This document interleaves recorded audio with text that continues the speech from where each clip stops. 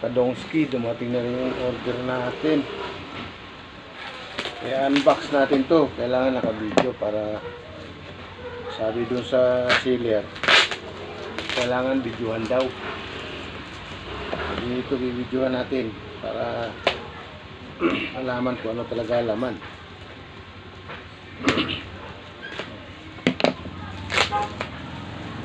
Isang araw ko lang in-order to, dumating kaagad. Ano pala? One day lang dumating kaagad siya. Kailangan ano natin para may evidence tayo kung sakali hindi yung tama yung in-order natin. Sabi nga rito, before you open, kailangan nakalagay before you open, take a video. No video, no refund. No video, no refund daw. Okay. Okay lang yun. Kasi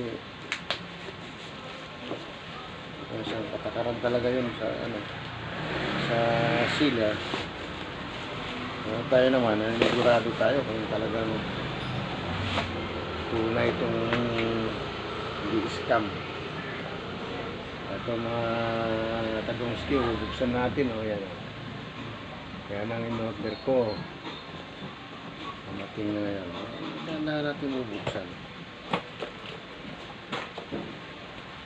Okay, may bag. Tunay siya, talagang legit. Pag sa TikTok kasi legit talaga, mga alam niyo naman ito. Pero pag sa FB, nako po, maniwala kayo. Pero katarantaduhan sa FB, ang dami ko nang nangyari tayo sa FB.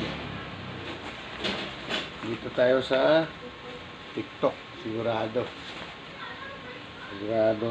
legit. Buksan na natin mga Kadongski.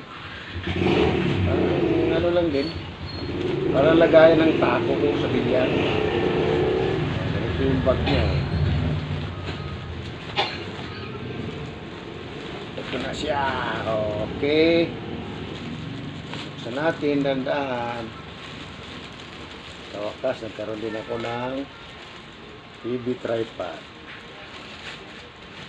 Gamit ko na to sa sa Maisog.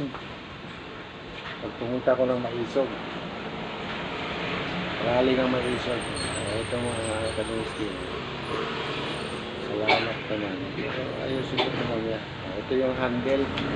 Ito pala yung sinasabi ng handle. Bawa na lalakad ka, tumuhawakan.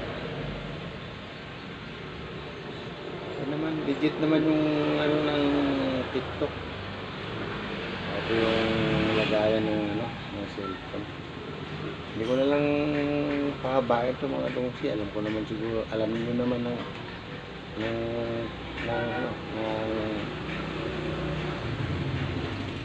tripod. Ako lang, bago lang kasi ako. Bago ko lang mahawakan ito.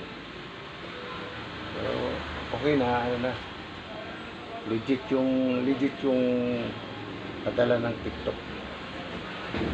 Salamat, may remote. Kano may remote siya.